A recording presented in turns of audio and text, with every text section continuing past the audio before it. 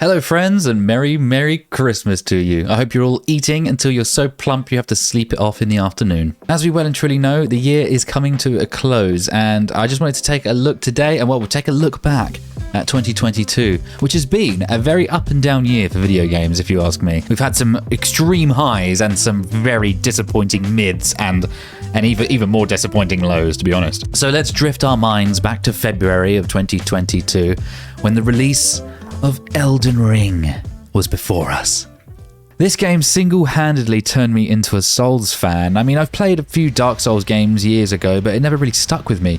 But Elden Ring has swept me up in an adventure that I had no idea the scope of until I was like 70 hours in. It has rewritten the rules of the, quite frankly, oversaturated market of sprawling open-world games. From Software managed to blend an incredibly refined combat system with the genuine feeling of discovery, not to mention the gorgeously stylized and rendered world. We live in an age where every game wants to hold your hand like you've never played a video game before in your entire life and sort of just mother you through it.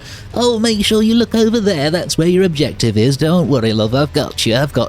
But Elden Ring is just like, there you go, motherfucker. Just you're out in the world now. It's you're a big boy now. You'll figure it out. Which can lead to periods of not knowing where you need to be or what to do. But even just riding your horse in any direction, you're going to come across something exciting which makes you stop to check it out. Most, if not all, the times that you do that, it's an intriguing dungeon or side quest which reward you with useful items, armor, or weapons.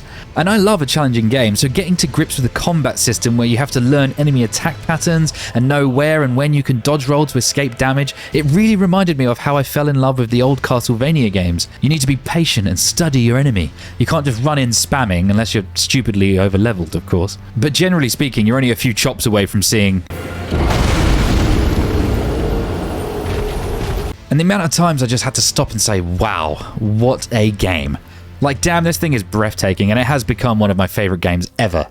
And also in February, we had Seafood Drop, which was an absolute standout for me. And I've played countless roguelikes before in my time, okay, on this planet. But this one locked me in right from the moment I booted the game up and saw the tone and the art direction of the game. The combat is just so fluid. You can really feel the impact through the wonderfully mo-capped animations that emulate the feeling of weight. The sound effects tie it all together, and it created something very, very special. This one takes a little bit of time to get to grips with the combat system, but when you do, it kind of reminded me of learning the guitar at times. I mean, I'd be banging my head against a wall, trying to nail a little run or lick, and I just couldn't seem to get it right, even though you thought you understood the assignment. But then you sleep on it, your brain uses some of that organic RAM in the background to meditate and solve the problem on the back end. So when you come back to it in a day or two, something's just clicked, and now you're just straight Bruce Lee, Tony Jaa, and Jackie Chan all at the same time, cracking skulls and taking names, barely getting hit by anything. Like Neo in The Matrix when he suddenly knows Kung Fu. I know Kung Fu. Show me. It's a godlike feeling that Seafood demands you have to earn the right to feel. I think it was definitely worth sticking with. I loved it. I hope we see a sequel or at least some DLC with more stages, because the ones that the game shipped with are all fantastic and dripping with style. I think the developers over at Slowclap have a lot more up their sleeve, whether it's a Seafood 2, Seafood 1 DLC, or a completely new IP. They have proven they are the grand masters when it comes to hand-to-hand combat, and I can't wait to see what they do next. What legends. And then in April, we had the full release of Vampire the Masquerade Blood Hunt by Shark Mob. I was, of course, playing this game since it was out in early access and had already fallen in love with the gameplay loop and the mechanics. I know some people find Battle Royale games a little played out now, but me personally, I still love them. I find it hard to play my best in arena shooters, and Battle Royales just give me a unique adrenaline rush. Blood Hunt, though, the poor boy, it had a rough launch with some game-breaking issues that sort of gave it a slightly tarnished name, not to mention the onboarding for new players was a little bit underdeveloped. So it was a hard skill barrier of entry for a lot of people who wanted to try it out. Again though, much like both with Elden Ring and Seafood, this game isn't easy and it requires you to think and learn new skills in order to win. Blood Hunt has some interesting firefights that will have you tracking enemies who can move both horizontally and vertically pretty quickly. It's what makes the gunplay unique. Couple that with the vampiric powers and the ability to climb any wall and leap really far, Blood Hunt very quickly became my favourite shooter and my favourite Battle Royale game too. I hope it continues to get the love it deserves, to tighten up the gameplay even further, and the new content to be added to keep it fresh. I definitely recommend Blood Hunt to anyone who loves a challenging shooter, and if you're into the goth punk aesthetic, that also helps. And then summer came around, and actually, to be fair, in England it was pretty hot. It was a pretty decent summer. But unfortunately, there was like no decent new releases to play during that time. For me, the ones that I wanted to play. So I went back to snack on that sweet, sweet nostalgia and played some older games, and a few ones that I'd missed out in the previous years. Then came September, and we got the full release of Grounded, now complete with a full storyline that you can actually finish and roll the credits on. I had played a little bit of this in early access, but it felt kind of undercooked at the time, and I was like, you know what, I'm going to leave this in the oven. And I'm glad I did, because I played through this with my partner, and it also earned a spot as one of my favorite games ever made. The charm and inventive nature of Grounded is just so infectious. For those who have not played this, you start the game after picking one of 4 teenagers who have been shrunken down to the size of an ant to attempt to survive the wilderness of an average back garden of a suburban home. Much like other games in the survival genre, you'll need to manage a food and water meter while gathering and discovering new resources to build increasingly powerful sets of armor, weapons, and building materials. Here is the current home that we live in. The Fortress of Dreams. Anna's taken the role of architect, and I was always hunting to get us the required resources to get the best weapons to defend ourselves. The enemies of the game are all bugs and critters of the garden, and it's just such a charming game thematically. The fear I had to overcome was my crippling arachnophobia. This game has big spiders, and they're even bigger considering your size. In the early game, these guys will just wreck you with a single bite, but as you progress with newer armor and weapons, you'll conquer your fear of spiders after you end up just farming them for the resources they drop. I'm actually planning on making a full-length review of Grounded once me and Anna have finished all the content in it. So if you're interested in that, subscribe so you don't miss it. Now, I kind of wanted to talk about beat-em-ups because they were a staple of my gaming diet when I was growing up. You know, games such as Streets of Rage or Golden Axe on the Sega Mega Drive, and then Fighting Force on the PS1, or even The Bouncer on the PS2.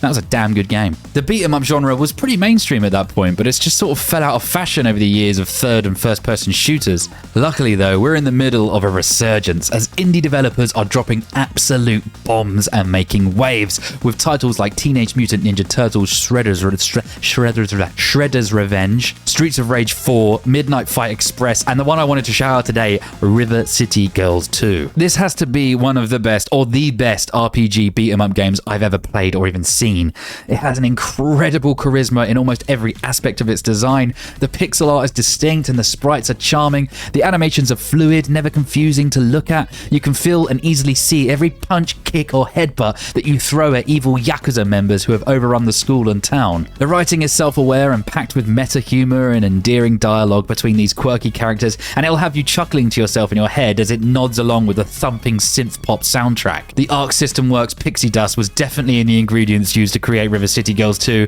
You can feel it as soon as you start unlocking the character's move list and performing incredibly stylish and lengthy combos. You're able to launch enemies in the air and juggle them in sweet anime fashion. It's a game I haven't finished yet, but it just keeps getting better and better the more I play it.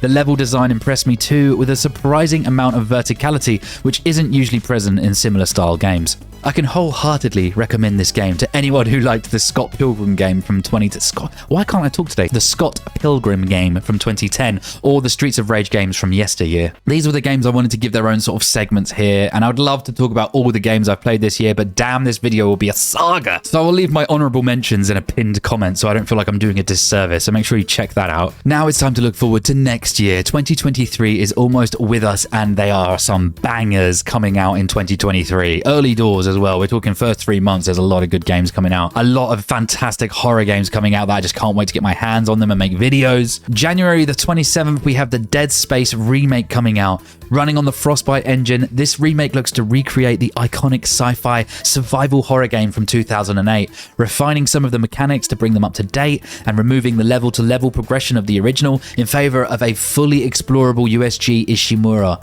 That, to me, it sounds incredible. Like, apparently you're going to be able to, like, backtrack through.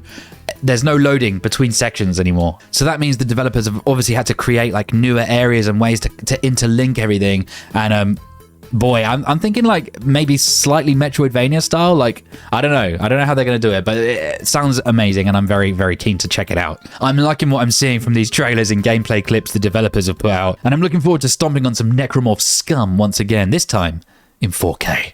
Then we have Sons of the Forest set to release in February the 23rd. This is the follow-up from the original game The Forest from May of 2014. I have my eye on this one. I mean, the forest took a while to click with me, but when it did, I found it pretty heart-pounding at times. Like my first time getting knocked out and dragged into the cannibal caves. Like, the AI will stalk you, visit your camp, and stare at you through the trees in the dark. It was very unsettling. And I did think the game as a whole was a little undercooked in areas that maybe held it back from being really incredible. But with this sequel looking as good as it does in the trailers, I'm waiting to get my hands on this and see it for myself. And then the very next day, my true love gave to me Resident Evil 4 Remake. Already we are over, this is going to be an incredible couple of months.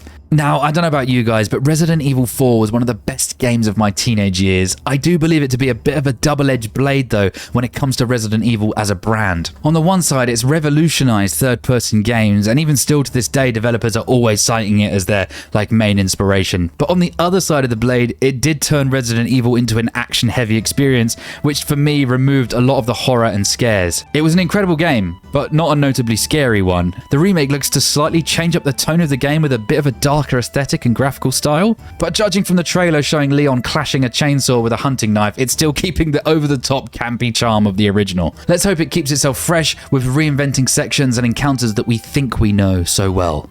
Somewhere in 2023, we're also getting Alan Wake 2, Alone in the Dark remake, and one of the 3,000 new Silent Hill games that are in development, and many more, too many to mention in one video really. So with all this, I want to nominate my own personal Game of the Year awards to...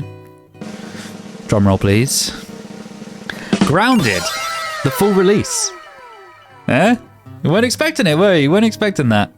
As I said before, I'll be doing a full review of the game after I'm sure that I've seen and done it all. I just whistled when I said sure. Shh, shh. I can't even do that again if I tried. So I'm not going to go into too much detail about it here yet. You'll just have to wait for the video. I just want to thank everyone who makes it this far into the video. You guys rock. And thank you to anyone who's joined the channel in the last few months. We went from double-digit subscribers in the beginning of the year to now the best part of 700. My goal was to get to 1,000. And even though we didn't make that, I love the direction that we're going in. So 2023 is going to be the year where we achieve that. I'm determined to just try and keep making the best videos that I can to entertain you guys. It's my personal promise to you, specifically you who's watching this, you. So have a fantastic Christmas, guys, and I'll catch you in the new year. I did want to put a video out before 2023, but it just doesn't look like it's going to be able to happen. I'm not going to have time to edit or anything. So this will be the last you see of me until 2023. But until then, I'll see you when I'm looking at you.